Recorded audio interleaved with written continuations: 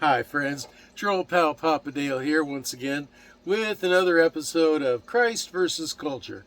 This is the video series that explores the meaning and implications of the Bible verse 1 John 2:15. Now that verse says, "Love not the world, neither the things that are in the world. If any man loves the world, the love of the Father is not in him."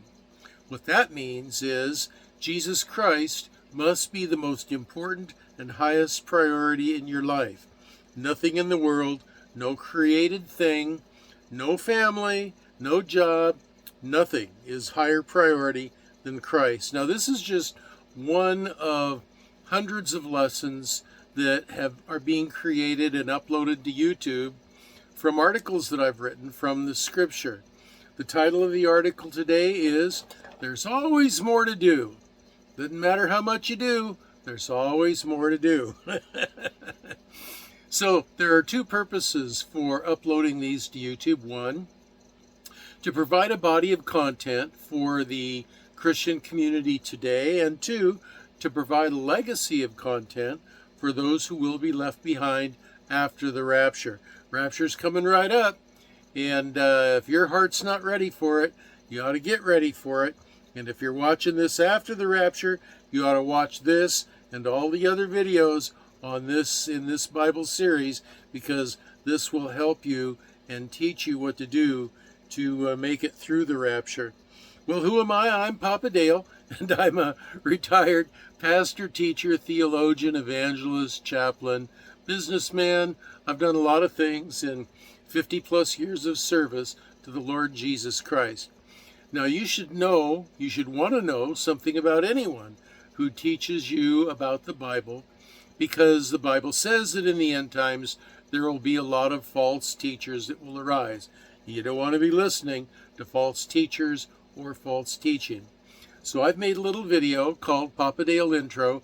Tells you a little bit about me. You can find it on any of my Bible-related playlists, about my education, schools that I went to, churches that I served in, family life, and so forth. Now, that's all good to know, but the most important thing about deciding whether a teacher is true or false is checking out what they teach. Is it congruent? Is it consistent with the scripture?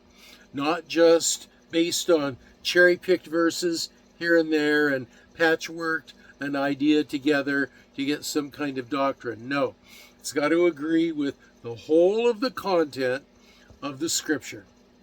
So let's get right into the teaching now.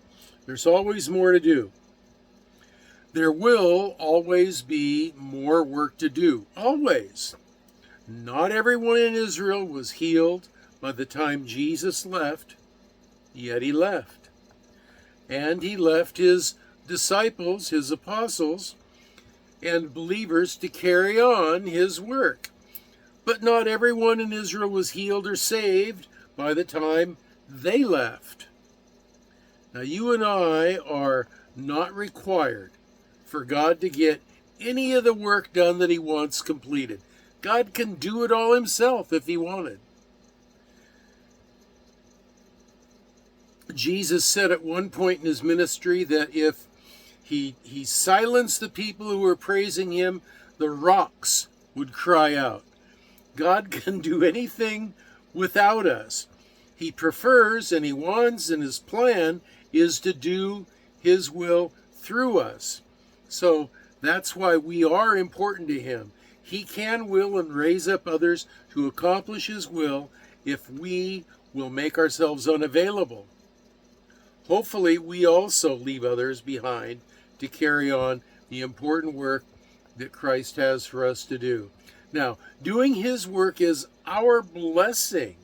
He grants this work to us for our well-being. Not because we are the only ones who can do the job. We benefit. We grow. We are edified.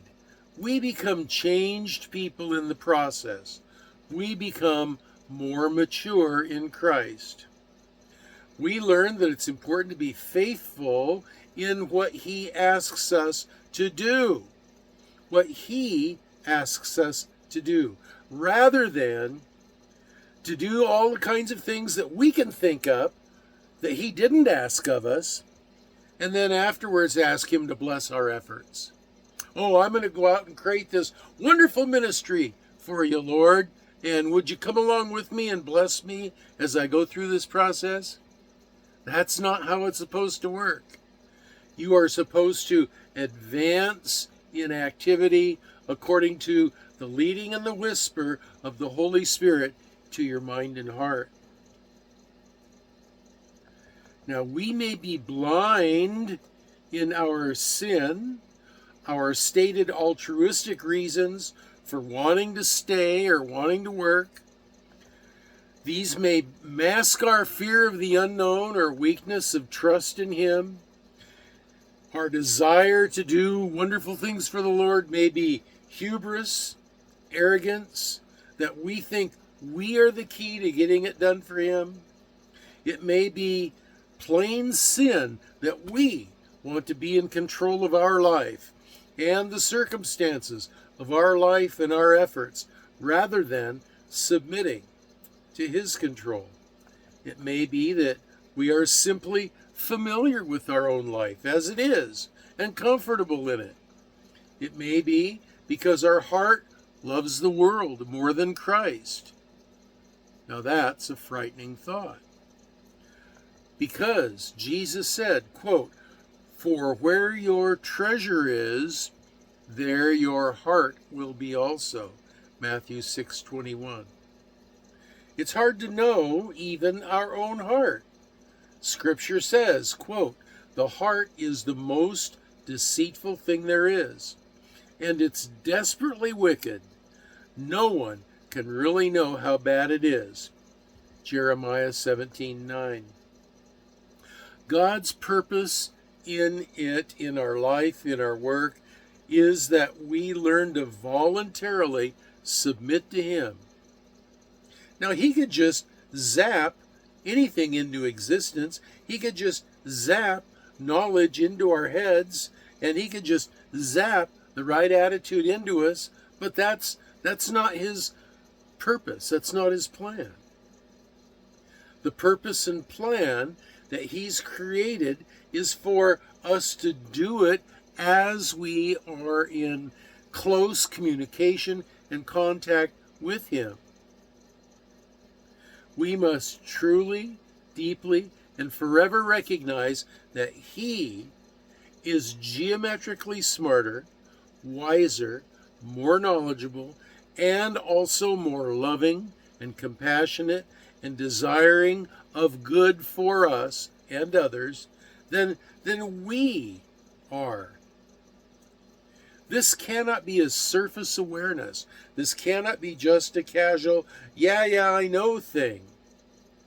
This must be burned into our souls, more certain in us than expecting our legs to hold us when we stand.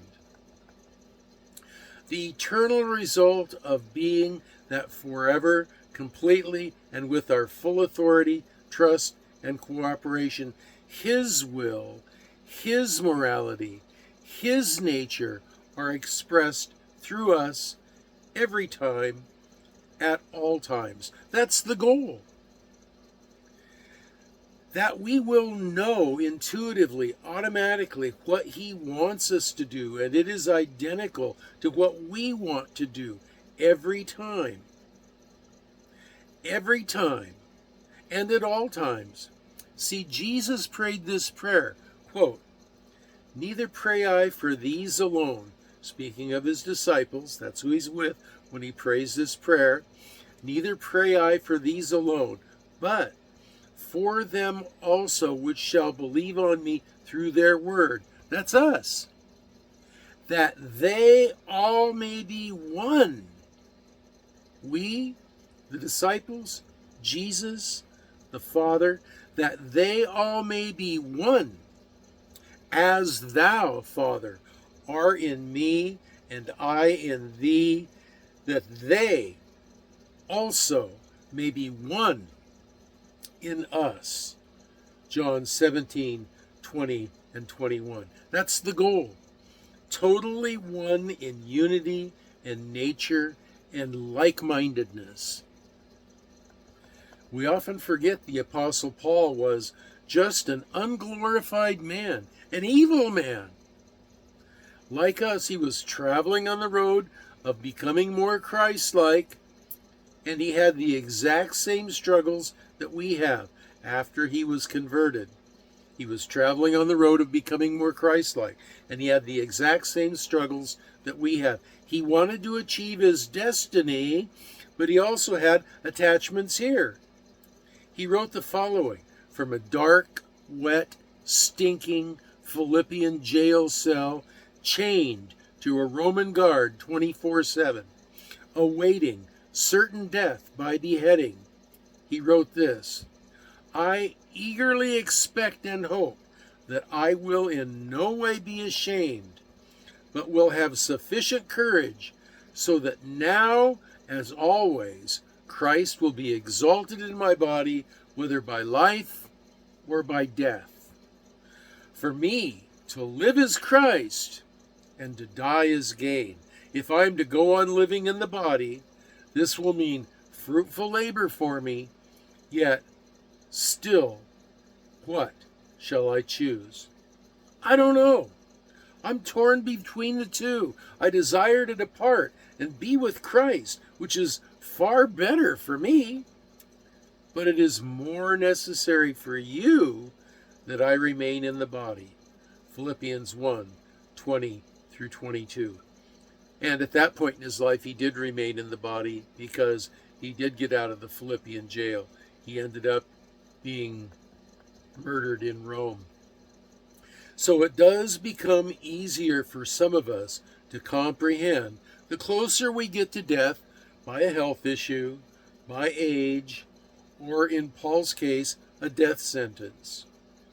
Others will often fight against it right up to the end, increasing their own pain and frustration.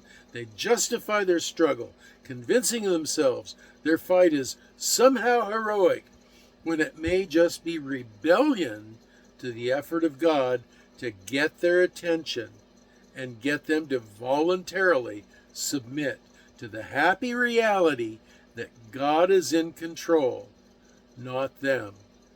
That God loves us infinitely and wants what's best for us infinitely. And that's why we surrender to Him. That's the reason that He created us. So those are my comments on this topic today. There's always more to do. Always more to do. We're not all that important. There's always going to be more to do. And if you have comments, questions, or prayer requests, you can leave them in the comments section down below. If you want to speak to me at length, then there's a link to my Facebook page. Go there. And if you want to slow the process down here and read these notes, there's a link to click to the lesson notes and read through those more slowly. Now, the rapture's coming real soon. By the time you are watching this, it may have already come. You may be someone left behind. As I make this video, my impending death is coming real soon. I'm old, and who knows how much longer the Lord's going to leave me here. I look forward to going to be with Him, although I do look forward to the possibility of making another video that might be helpful to you as well. So, until that next video, if the Lord lets me make it, this is your old pal, Papa Dale, saying, I am going to be praying for you all, that you will be well and that you will be blessed. And I just say, God bless you.